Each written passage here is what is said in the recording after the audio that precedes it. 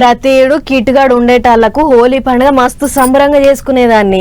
కానీ ఈసారికి మా కిటుగాడు లేకపాయే. రంగులు గుప్పుకుందానికి కూడా ఎవ్వరు లేక ఇంట్లోనే ఉన్నా.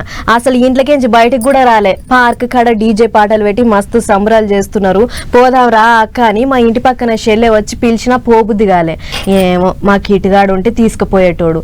నేనేటు ఈసారి పట్నంలో హోలీ సంబరాలు చూడనోసుకోలే గాని మీరన్నా చూడుర్రి, చూపెడతా.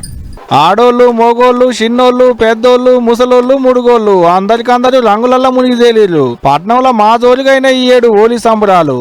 పార్కుకు డీజేలు పెట్టి హోలీ ఆటలు ఆడుకున్నారు. ఓ రోజు రంగులు పూసుకుంటూనే ఇంకో రోజు డీజే పాటలకు జోరు డాన్సులు వేసిర్రు.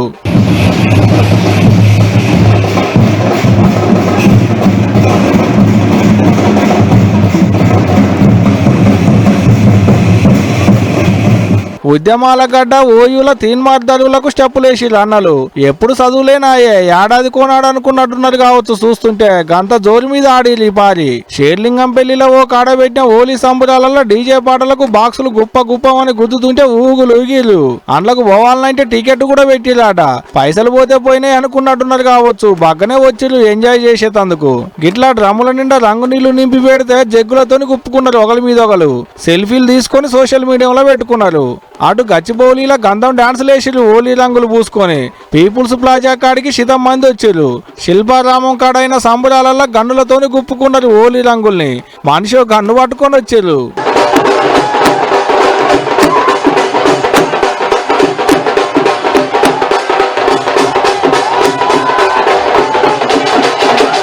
ఇగిది వాన డాన్సు. మీదికెంచి నీళ్లు పడుతుంటే పొట్టు ఎగిరిర్రు. కొంతమంది నెత్తిన కోడిగుడ్లు కొట్టుకొని కౌసు చేస్తే కొంతమంది టమాటీలతోని కొట్టుకున్నారు. గిల్ల ఆటల సంగతి అట్టబెట్టురు కానీ రంగుల దూకునాలకైతే మస్తు గిలాకైనా కావచ్చు పో. మరి గా తీరిక రంగులు గుప్పుకున్నారు మనోళ్ళు.